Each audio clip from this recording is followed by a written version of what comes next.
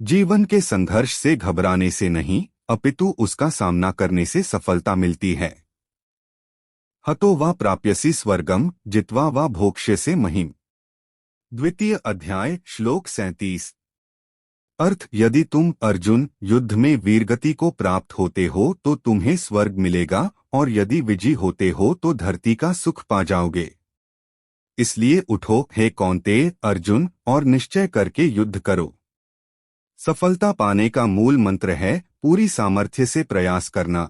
परिणाम तय करना हमारे बस में नहीं है, लेकिन सही प्रयास सही परिणाम देता है। अर्थ, कर्म पर ही तुम्हारा अधिकार है, कर्म के फलों में कभी नहीं।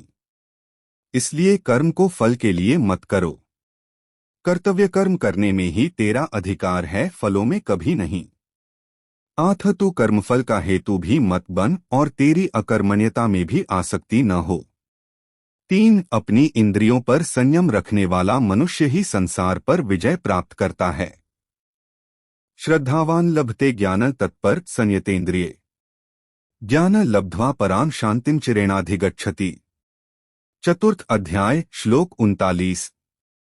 अर्थ, श्रद्धा रखने वाले मनुष्य, अपनी इंद्रियों पर संयम रखने वाले मनुष्य साधन पारायण हो अपनी तत्परता से ज्ञान प्राप्त करते हैं, फिर ज्ञान मिल जाने पर जल्द ही परम शांति को प्राप्त होते हैं। 4. क्रोध से मनुष्य खुद अपना ही का नाश कर बैठता है।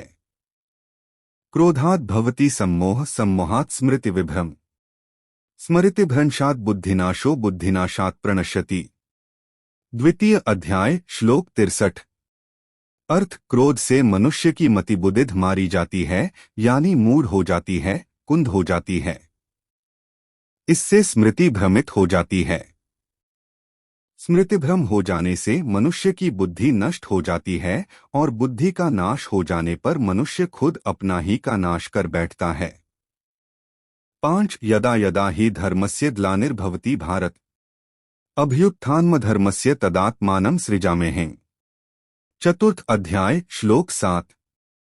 अर्थ, हे भारत अर्जुन, जब जब धर्म की ग्लानि हानि यानी उसका क्षय होता है और अधर्म में वृद्धि होती है, तब तब मैं श्री कृष्ण धर्म के अभ्युत्थान के लिए स्वयं की रचना करता हूँ, अर्थात अवतार लेता हूँ।